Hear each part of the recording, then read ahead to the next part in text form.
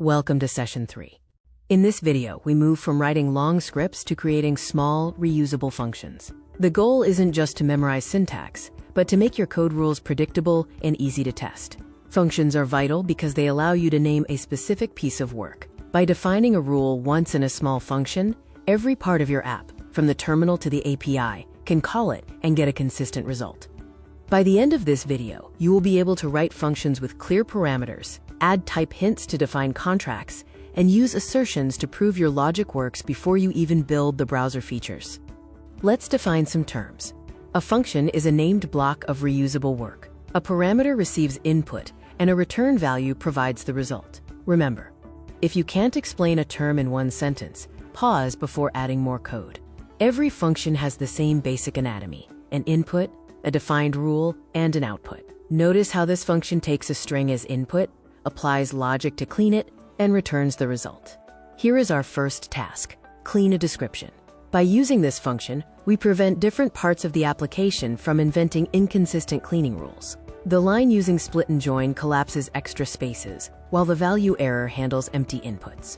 Try to read this code like English. Each line has a specific job: defining the rule, specifying the input and return types, collapsing spacing, handling errors, and finally, handing the cleaned value back to the caller. To prove your code works, follow the evidence-first learning loop. Run a specific command, compare it against your expected result, and if it fails, check the first likely error point. Next, let's look at parsing comma-separated tags. Since the browser collects tags as a single text box, we need a parser to convert that into a clean list for the application to store and use. This list comprehension is a compact way to filter and transform data. It breaks text at commas, visits each piece, strips extra spaces, forces lowercase, and skips any blank entries. If it's hard to read, write it as a normal loop. Just like before, prove it works. Your goal is to see a list as the output, not a long string. If you don't get a list, check that your split method is correctly using the comma as a delimiter. Assertions are your tool for proving behavior. They bridge the gap between manual checking and automated tests by recording what you believe should be true. A test that doesn't actually call the function proves nothing. When running your target proof, use the reference files only when you need to see a known good result. Your goal is to produce the correct dictionary output while including assertions for normal, edge, and invalid inputs. A common mistake is using print instead of return. While printing shows data on the screen for humans, returning a value makes your code reusable for tests, APIs, and other functions.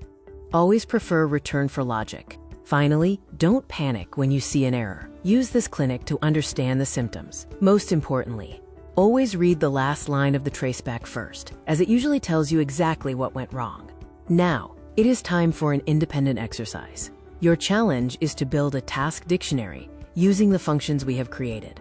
Ensure you call these cleaning functions within your build_task logic, and try to include additional safeguards like length limits or deduplication. This connects directly to our web app architecture. By using these reusable functions in your service layer, you keep your data predictable from the moment it leaves the browser form until it is stored in the database. Wrap up this session by creating a checkpoint. Save your successful command outputs and assertions. As you move forward, remember to challenge yourself to explain function logic without jargon. A function hides a rule, and return hands the result to the caller.